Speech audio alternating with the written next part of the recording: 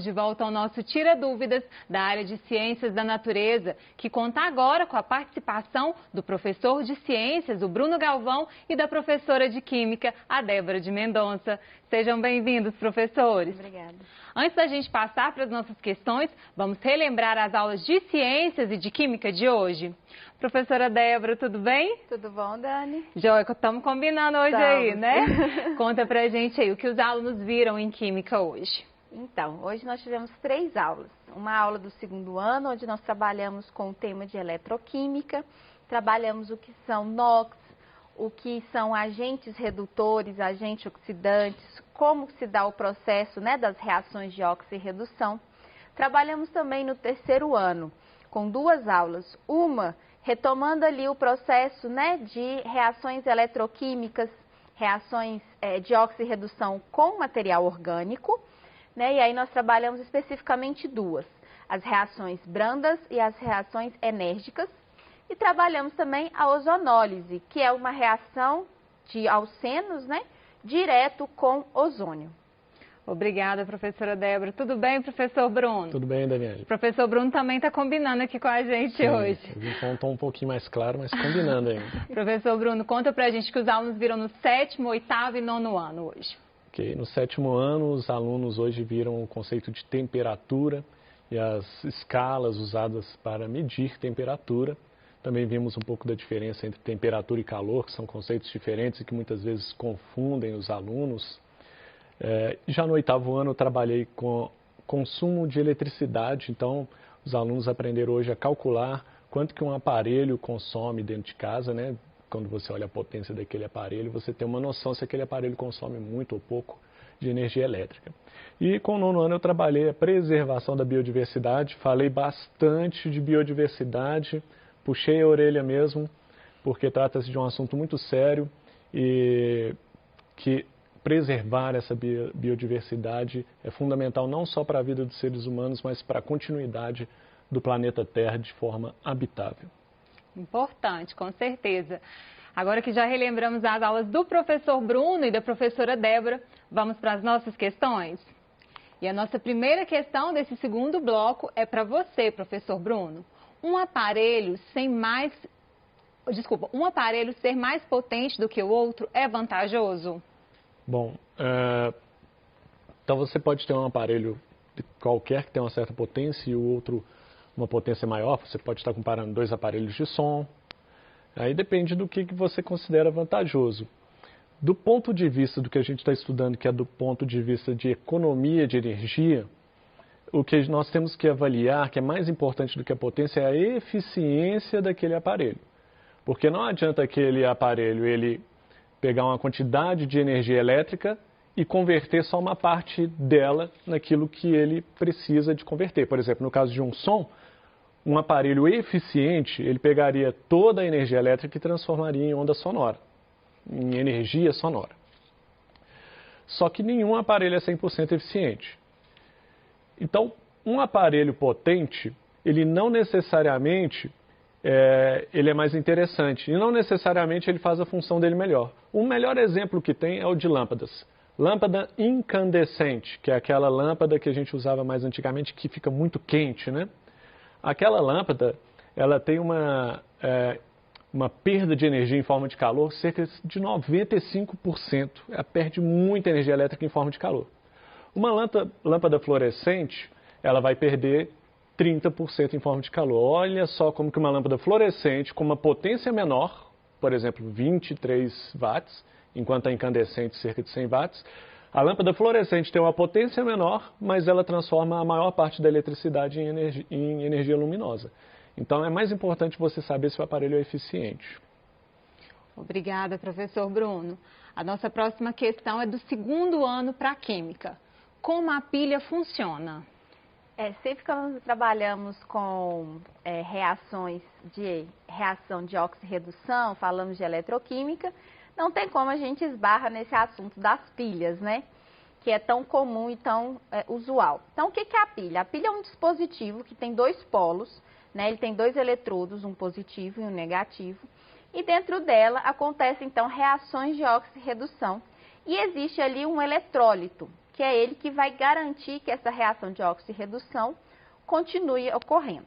Bom, então, ali dentro está acontecendo as reações que nós estudamos. Nós temos elementos ganhando elétron e elementos perdendo elétrons. E lá dentro dessa pilha, então, nós estamos transformando reação química, ou seja, energia química, em energia elétrica, que vai ser justamente o que vai fornecer energia para o controle remoto funcionar, para um aparelho funcionar ou até mesmo um brinquedo. Ali onde está escrito polo positivo, tem aquele mais, ali nós chamamos de cátodo. Ali está acontecendo as reações de redução, ou seja, o elemento está ganhando elétron. Enquanto que no polo negativo, nós chamamos de anodo, que é justamente aonde o elemento ali, ele está sofrendo oxidação, ou seja, perdendo elétrons.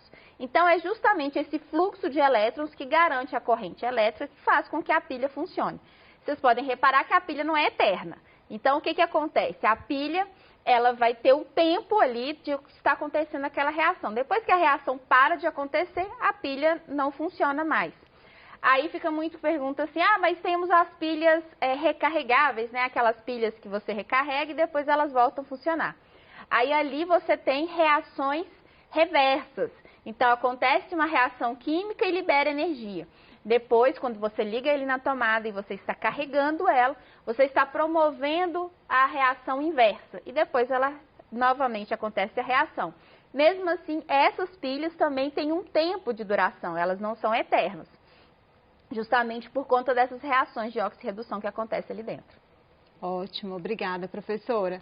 Nossa próxima questão é sobre a aula do 7º ano. Professor Bruno, como converter graus Celsius para Kelvin? Eu acho que eu vou ter que ir no quadro, né? Pode vir aqui. As fórmulas, as famosas fórmulas. Não, mas essa aqui não é complicada, não. Né? Essa aqui dá para um biólogo falar um pouquinho. Porque senão... Matemática eu não vou negar, não é meu forte, tá? Mas aqui a história é muito simples aqui. A gente vai trabalhar, vamos pensar aqui numa temperatura qualquer em graus Celsius. Vou colocar uma bem fácil de calcular, que é para não correr o risco de eu passar vergonha na frente de vocês. 100 graus Celsius, que é a temperatura de ebulição da água a nível do mar, ok? Então a gente tem aqui uma temperatura 100 graus Celsius. Para eu transformar em Kelvin, basta eu somar 273. Simples assim. Então, qual a temperatura que eu vou ter em Kelvin? Então, Kelvin vai ser igual... vou colocar aqui, né? 373. Kelvin. A gente não coloca graus nesse caso, não. Deixa eu apagar isso aqui que não ficou bonitinho. Já foi. Bom, então... Quando a gente quer transformar Celsius em Kelvin, basta acrescentar 273. E se eu quiser fazer o contrário? É só pensar que é o contrário. Se eu tenho 373 graus Kelvin, basta eu subtrair 273 e eu vou encontrar a temperatura em graus Celsius. É bem tranquilo, você vê aí que o professor de biologia até deu conta. Espero que tenham compreendido. Ótimo, professora, obrigada. Nossa próxima questão é para você, professora Débora. O que é agente oxidante e agente redutor? Sim. Os meninos costumam ter um pouco de dúvida em relação a isso. Então, quando nós falamos de reação de oxirredução, estamos falando de uma reação de oxidação e uma reação de redução.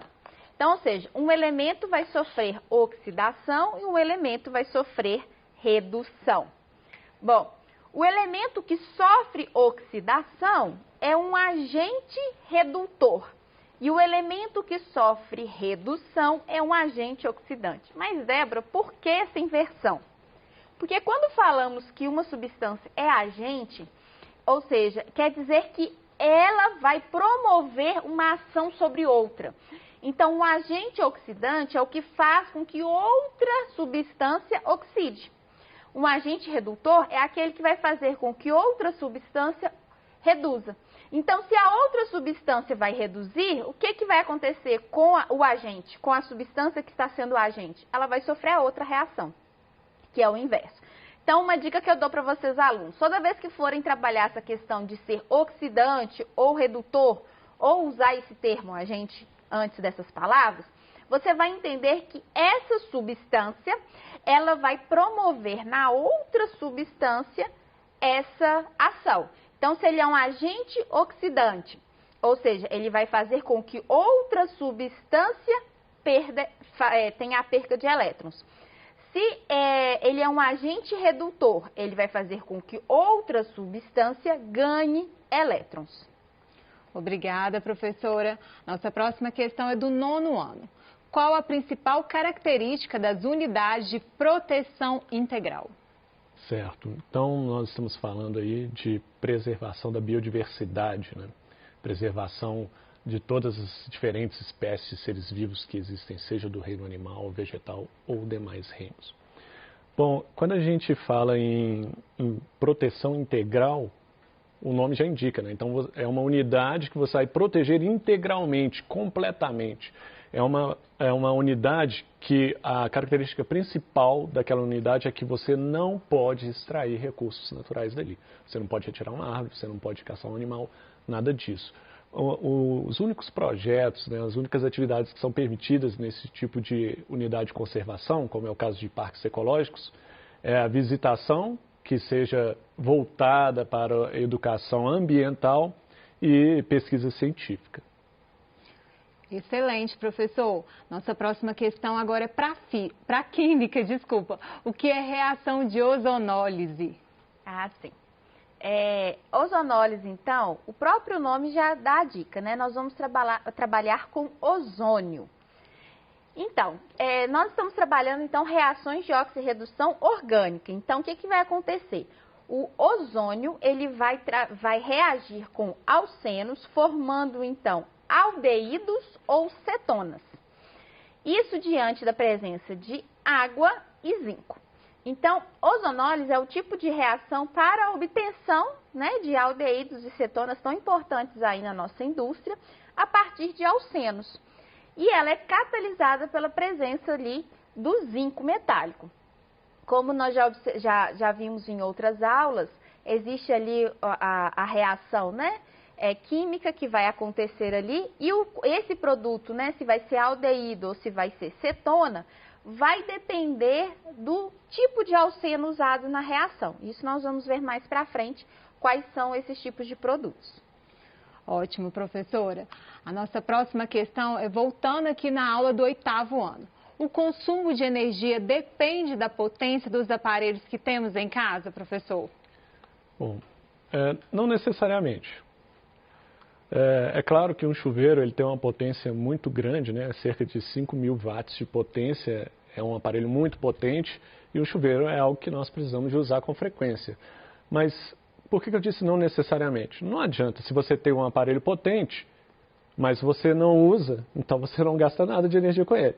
Agora, se você tem um aparelho potente e usa, aí você gasta. Se você tem um aparelho que não é muito potente, tipo uma televisão, mas deixa a televisão 10 horas por dia ligada, então não é muito potente, mas você usa muito. Então o que eu quero dizer aqui é que o uso, sem dúvida, é o mais importante, porque nós precisamos de certos aparelhos. Não é legal deixar de tomar banho para não usar o chuveiro também, né? É usar com parcimônia, com cuidado. Então, essa coisa de, vou ficar no videogame 8 horas jogando videogame, aí depois fica até de madrugada assistindo filmes lá, né? Eu tenho um negócio lá em casa lá que eu posso escolher o filme que eu quiser e fica horas e horas.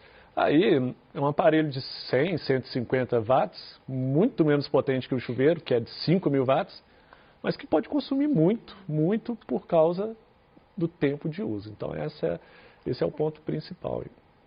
Ótimo, professor, obrigada. A nossa próxima questão é para a química. Como determinar o NOx de cada elemento dentro de uma substância? Ótimo. Isso daí é uma pergunta bem interessante. Então, olha só. Quando nós vamos determinar se está acontecendo uma reação química de oxirredução, nós precisamos identificar se há variação de NOx. O que é o NOx? É o número de oxidação que cada elemento tem. Esse número de oxidação vai depender das características dos elementos. Eu até comentei daqueles que têm NOx fixo, aqueles que têm NOx variável, aqueles que têm um NOx que ele varia muito pouco. Bom, Então, como que eu vou determinar, então, uma substância? Primeira coisa, eu sei que para uma substância existir, ela tem que ser estável. E essa estabilidade também tem a ver com esse NOx. Ou seja, uma substância, ela tem que ter o NOx zero. Então, o somatório do NOx de todos os elementos de uma substância precisa ser zero. Então, normalmente, se eu tenho lá uma substância com 3 ou 4 elementos, eu vou começar por aqueles que têm o NOx fixo. Por exemplo, os elementos da tabela periódica da primeira coluna, da segunda coluna. Depois, eu vou para aqueles que têm o NOx praticamente que não varia, que é o oxigênio e o hidrogênio, que tem casos muito particulares de variação. Se não é um desses casos, eu vou simplesmente considerar aquele NOx parcialmente fixo. E depois eu vou considerar o NOx daquele variável, o que falta para zerar, então, a somatório daqueles NOx. Dessa forma, eu consigo, então, identificar o NOx de cada uma das substâncias. Lembrando que para você identificar a perda ou o ganho da quantidade certa de elétrons, você precisa identificar em todos os elementos esse NOx, ok? Ok, professora. A nossa próxima questão é do 9º ano. O que são unidades de uso sustentável? Ok, nós vimos primeiro unidades de proteção integral, então que elas são protegidas integralmente, você não pode extrair nenhum recurso dali. No caso de uma unidade de uso sustentável, então olha só, é uma unidade de uso, ela pode ser utilizada, mas de forma sustentável. Então você pode ter até moradores ali, por exemplo, uma população ribeirinha que mora numa unidade de conservação dessas. Ela pode extrair alimento ali, pescar, de repente tirar alguma planta, só que de forma sustentável, né? Não é uma extração a nível industrial, é uma extração que é acompanhada e que tem limites, que não vai danificar aquele ambiente. Então essa seria uma unidade de uso sustentável. Ótimo, vamos para a próxima. Nossa próxima questão é para a química. A bateria funciona como uma pilha? Sim, existe uma diferença, mas também acontece reação ali dentro com transferência de elétrons. Então, qual que é a maior diferença das baterias para a pilha? Isso eu falo dessas baterias que você consegue comprar em mercado. Lá dentro, você tem diversos polos. Então, enquanto a pilha trabalha com 2 polos, né, tem o positivo e negativo, ou seja, 2 eletrodos, a bateria ela trabalha com vários eletrodos. Então, eu tenho vários eletrodos positivos, vários eletrodos negativos. Então, na verdade, a bateria é como se fosse uma série de pilhas ligadas, ou em série, ou então intercaladas. Então, você tem então ali como se fosse o funcionamento de várias pilhas e o somatório delas determina essa voltagem da bateria. Então, essa é a principal diferença das duas. Obrigada, professora Débora. Bom, estudante, acho que já praticamos bastante nesse bloco, hein? No próximo bloco, continuaremos com a participação do professor de ciências, o Bruno, e da professora Débora. E você, estudante, fique ligado aí. A gente vai fazer um pequeno intervalo e já volta.